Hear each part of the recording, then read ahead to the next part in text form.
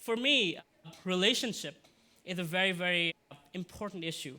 I'm so passionate about relationships that I actually built a business around it when I was a student. So, growing up in Calcutta, it's one of the cities in India, I had the privilege of helping my mother, who's a social worker and a community service person. As an 8-year-old, whatever I could do, I did. But I saw people walking in through the doors who were powerful politicians, rich businessmen, and the poorest of the poor of Calcutta. They all had problems that they would ask my mother to help with. And even after the problems were solved, there really was no happiness from that because problems kept, it's like the whole life is about solving problems. And I wondered as an 8-year-old, is there one thing that can solve all our problems? The answer that I generally received was money, right? And I was like, yes, I want to be rich. I want to be an entrepreneur. And thus, I started dreaming. I want to be an entrepreneur. Till I came to IIT and started the whole thing. But I came to US in 2005. I came to IIT for my higher education. And I had friends, and I was building relationships, as usual. And they had different problems, but they had problems nevertheless. But these people were wealthy. They had a lot of money. They had a lot of things that should make you happy. But they weren't happy. Either it's my husband's cheating on me, or I just lost my beloved, something. People had issues. And I was thinking, and I was looking for an answer. And this quote from Mother Teresa really sums it up for me. That the greatest problem in this world is hunger. Not hunger of the belly, but hunger of the heart. The most fundamental need of every living being is to love and be loved. That was my conclusion after going through just really looking at life in general, my life and life of others. But how do we know what is love? How do we know how to love? In most of my life, I saw people always caring about loving what you have, not who you are. Not knowing the person. Rather, oh, so-and-so's resume looks like this. It's either skills or is it what you have. But what about the person? How is it love for the person? So I asked this question, who am I? Right? I'm sure we have all, at some point in our lives, asked this question, who am I? Am I this man? I'm this American, Indian, engineer, entrepreneur? What is our identity? Because if we don't know who we are, if we don't know who the other person is, then how can there be relationship? How can there be loving, meaningful relationships? So let's talk about this. That's generally who we think we are.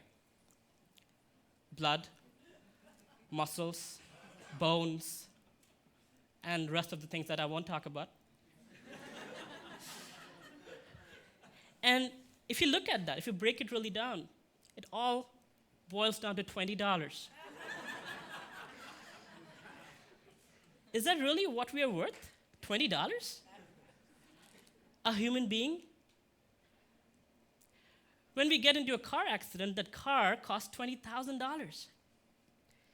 But people rush to save the person inside the car. Because life is invaluable, it's priceless. You cannot put a price tag to it. Now think about this. When a person dies, we say so-and-so passed away, or so-and-so left his body. Who passed away? The dead body's right there. Right? So I was thinking like that, and I was searching for an answer. Who are we? How to build meaningful relationships? And so I came across the Vedic paradigm, the way to look at the world from a very different perspective, a spiritual perspective. So to explain the Vedas, it's a body of knowledge that's 5,000 years old. It talks about astronomy, physics, chemistry, biology, metaphysics, archaeology, war science, rocket science, 5,000 years ago, by the way. And by the way, it also talks about spirituality, which is the essence of all knowledge. And it starts by explaining what the Vedas call the unchanging self. Because think about it. Like I said, the body changes. One time we were a child, we grew up, youth, adult, one day we'll become old, and then the body will be gone. It'll either be burnt, buried, something. But there is somebody inside, a spiritual being, having a human experience. There's a spiritual being that all of us are that is breathing through the nose, hearing through the ears, seeing through the eyes, loving through the heart. That's who we are. Spiritual beings having a human experience, not human beings having a spiritual experience.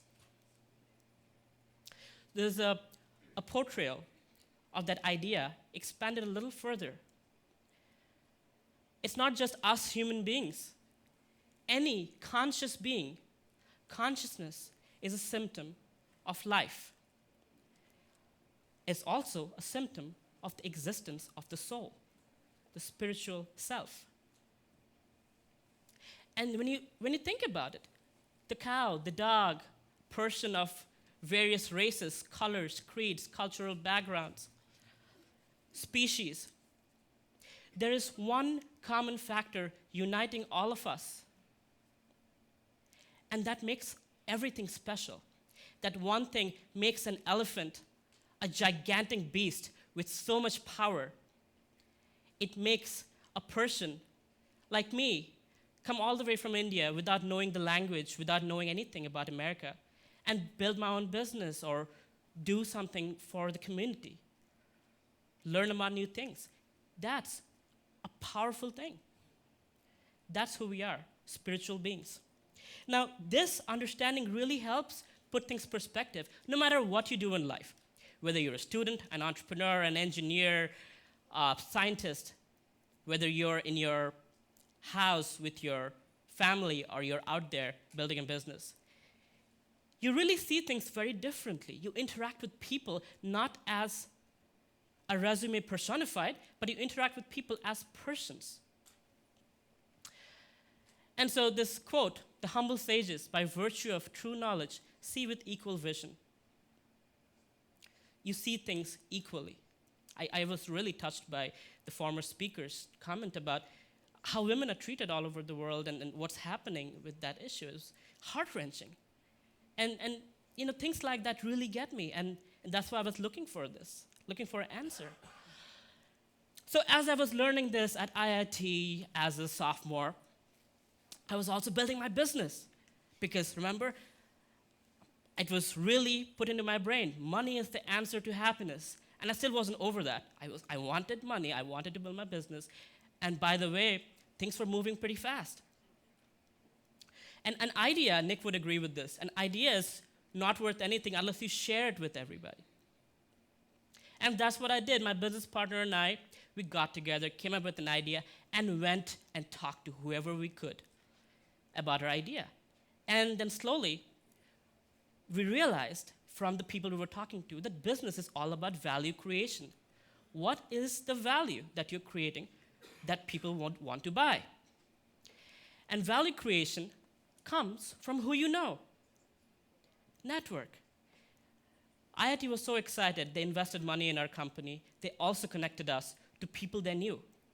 Because what we did, my business partner and I, we treated everybody with respect, love, and everybody felt special coming in touch with us. So everybody went around talking about Emotion Group, Inc. We got press coverage without asking for it. CNN Money, ABC7, so many other news reporters. We were like, how are they coming? So people were talking about us.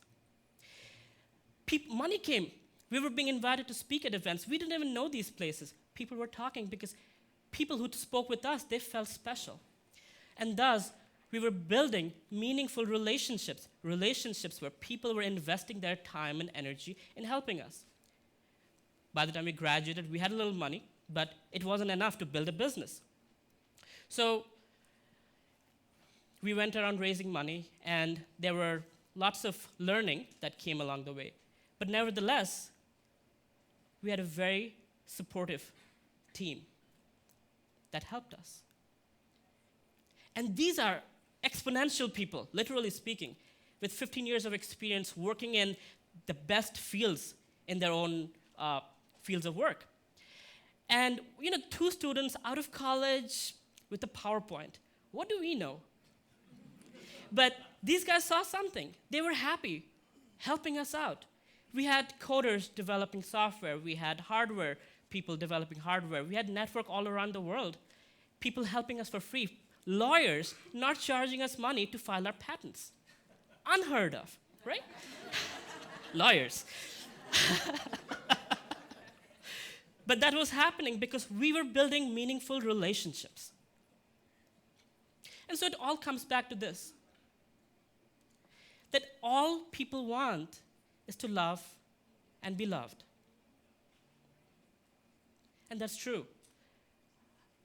As students with no money, we couldn't do much for them, but we always asked, can we help you? Is there anything we can do for you? And if there was nothing, we would bake them cheese biscuits and bring it to them.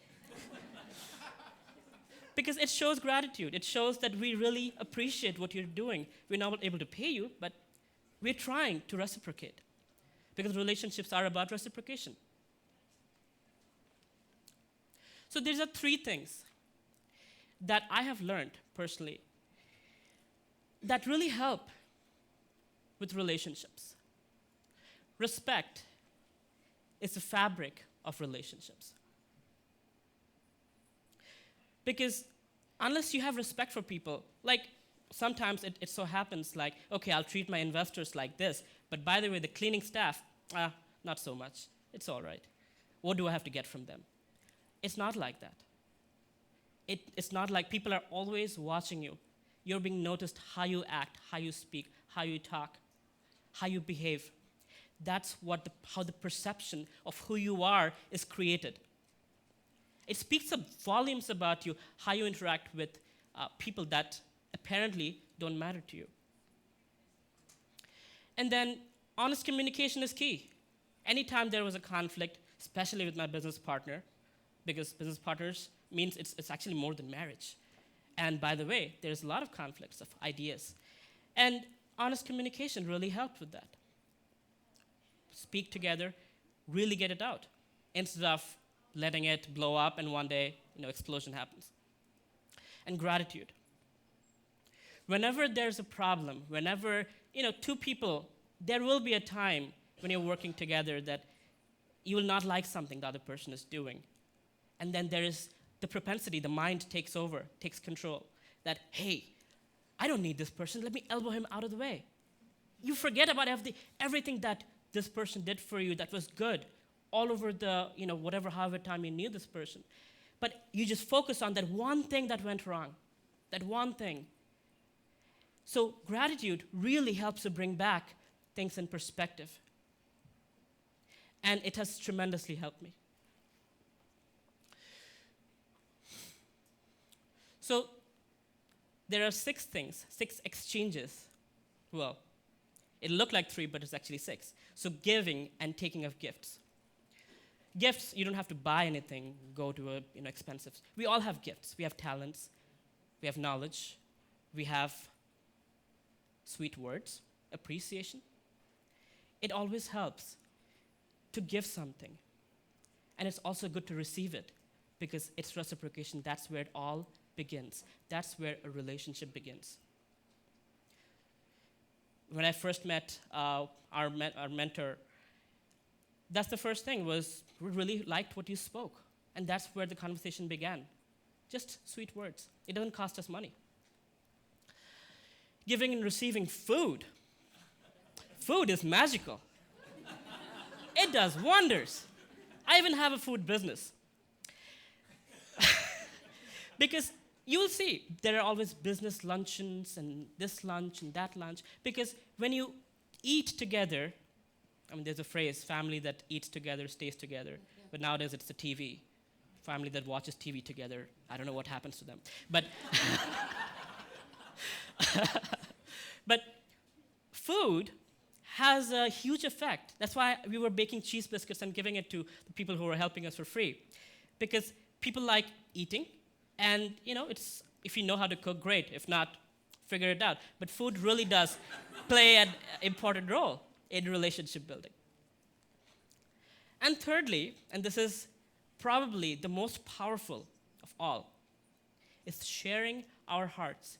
And we don't do this with anybody we meet.